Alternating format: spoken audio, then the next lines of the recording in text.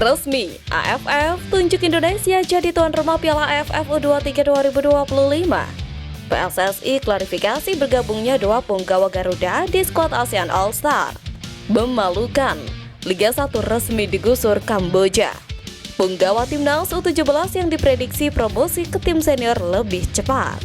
Simak informasi selengkapnya sebagai berikut.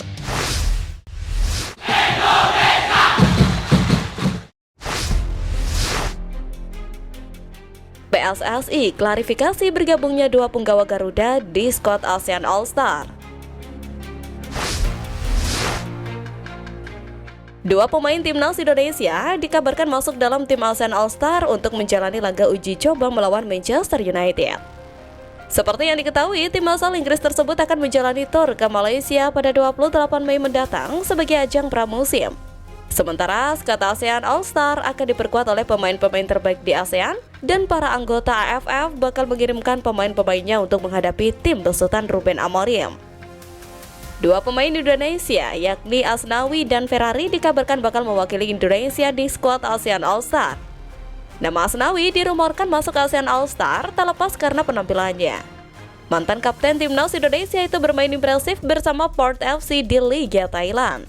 Berstatus sebagai pemain yang masuk tim terbaik paruh musim Liga Thailand 2024-2025, Asnawi mencatatkan 36 penampilan untuk Port FC dengan 4 assist, 1 gol, dan 6 kartu kuning. Adapun Ferrari adalah tembok kukuh Persija Jakarta dan anggota timnas Indonesia. Masa depan diprediksi akan cerah karena masih berusia 21 tahun. Ia telah tampil 21 kali di BRI Liga 1 2024-2025. Namun, menanggapi hal tersebut, Ketua BT Sumarji enggan memberikan jawaban pasti. Pria yang juga menjabat sebagai manajer timnas itu menyebut, perihal pemain akan diumumkan PT Garuda Sepak Bola Indonesia selaku perusahaan komersial PSSI. Satu hal yang pasti, skuad Garuda tidak akan mengirimkan wakil terbaiknya. Mengingat timnas Indonesia tengah fokus menatap laga pamungkas kualifikasi Piala Dunia 2026 kontra Cina dan Jepang pada Juni mendatang.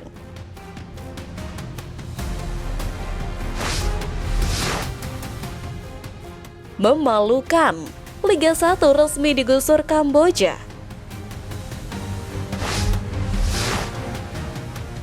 Saat PSSI sibuk membenahi prestasi timnas Indonesia di kancah internasional, tetapi mereka gagal mengangkat martabat Liga Indonesia di kancah Asia. Sebagai informasi, selesai sudah perjuangan wakil Indonesia di kompetisi antar klub Asia.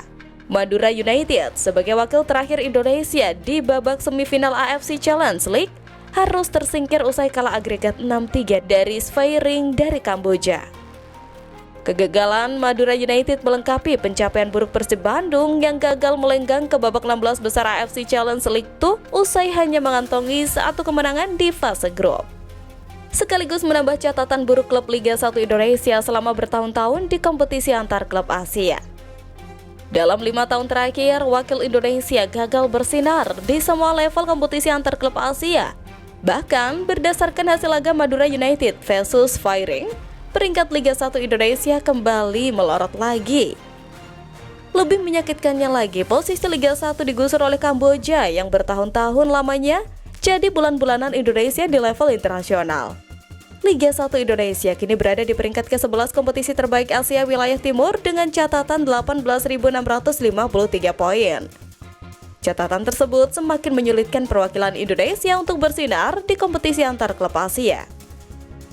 Selain meneruskan tren tidak ada perwakilan di kompetisi kasta tertinggi antar klub Asia sejak 2011, Indonesia juga tidak mengirim slot lolos langsung di semua kompetisi. Tentu pencapaian ini masih jauh dari komitmen Erick Thohir selaku Ketua Umum PSSI yang ingin meningkatkan prestasi Liga Domestik di kancah Asia. Padahal PSSI sebelumnya berjanji ingin membawa Liga 1 mencapai Liga terbaik kedua di ASEAN dan 12 besar di Asia.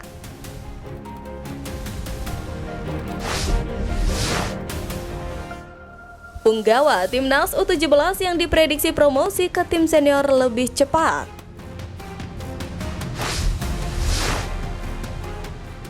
1. Iputu Panji. Kapten Timnas Indonesia U17 Iputu Panji menjadi salah satu pemain yang punya potensi besar untuk promosi secara cepat ke skuad senior. Kematangannya sebagai pemain bertahan sudah cukup teruji di Piala Asia U17 2025. Dia jadi satu-satunya bek yang selalu dipercaya Nova Arianto untuk tampil sebagai starter. Secara kualitas, bek berusia 17 tahun ini punya potensi besar untuk jadi andalan di masa depan. Sebagai seorang bek, Panji punya ketenangan dalam membaca permainan. Dia juga sanggup menjadi distributor bola dari lini pertama. Pemain asal Tabanan ini berpotensi jadi the next Rizky Ridho suatu saat nanti. 2. Zahabi Goli. Dari 4 pertandingan, Zahabi Goli setidaknya sudah menyumbangkan 2 gol dan 1 assist di Piala Asia U17 2025. Goli memang punya catatan yang cukup mentereng karena sudah pernah bermain di skuad senior Persija Jakarta, tepatnya pada Piala Presiden 2024 lalu. Dia juga pernah dibawa Carlos Pena masuk skuad untuk BRI Liga 1 meskipun belum dapat kesempatan debut. Jika pemain terbaik Piala AFF U16 2024 ini bisa menjaga konsistensinya dan menambah jam terbang bersama Macan Kemayoran untuk musim depan, bukan tidak mungkin kesempatan untuk dipanggil skuad senior bisa segera datang. 3. Evandra Florasta. Dibanding rekan-rekannya yang lain, Evandra Florasta barangkali menjadi pemain yang paling kaya pengalaman di skuad Timnas Indonesia U17. Pasalnya, pemain berusia 16 tahun ini sudah mencicipi Piala Asia U20 pada Februari lalu. Sementara di Piala Asia U17, Evandra membuktikan kapasitasnya bersama skuad Garuda Asia. Total, 3 gol dari 4 laga menempatkan pemain asal Malang, Jawa Timur itu sebagai pencetak gol terbanyak Timnas Indonesia U17 di kejuaraan ini.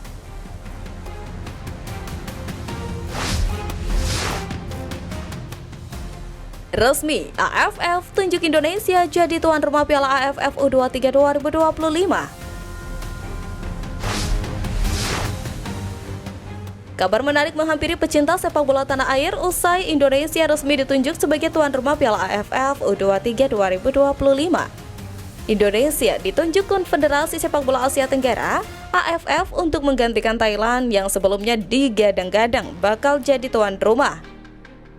Dikutip dari unggahan akun Instagram ASEAN Football, AFF mengonfirmasi bahwa turnamen tersebut tidak akan digelar pada Agustus sesuai rencana awal. AFF justru memajukan jadwal menjadi 15-31 Juli 2025. Langkah tersebut tentu menjadi angin segar bagi banyak negara peserta, termasuk Indonesia yang akan memulai kompetisi domestik pada Agustus 2025. Pemindahan jadwal ini juga bukan tanpa alasan. Sepanjang 2025, negara-negara ASEAN akan menjalani 3 turnamen level U23. Selain Piala AFF U23, ada kualifikasi Piala Asia U23 pada 1-9 September, serta SEA Games 2025 di Thailand pada Desember mendatang. Dengan agenda yang padat, AFF tampaknya ingin memastikan semua tim bisa melakukan persiapan yang maksimal. Menariknya, penunjukan Indonesia sebagai tuan rumah langsung mengundang reaksi Vietnam. Rival Timnas Indonesia itu mengumbar janji akan mempertahankan gelar juara. Namun, berbicara soal Vietnam, tentu banyak drama yang terjadi. Terlebih, media Vietnam pernah menuding tuan rumah Indonesia sengaja memakai trik untuk menyulitkan lawan. Hal itu terjadi pada Piala AFF U19 2024, tepatnya saat Vietnam tersingkir di fase grup.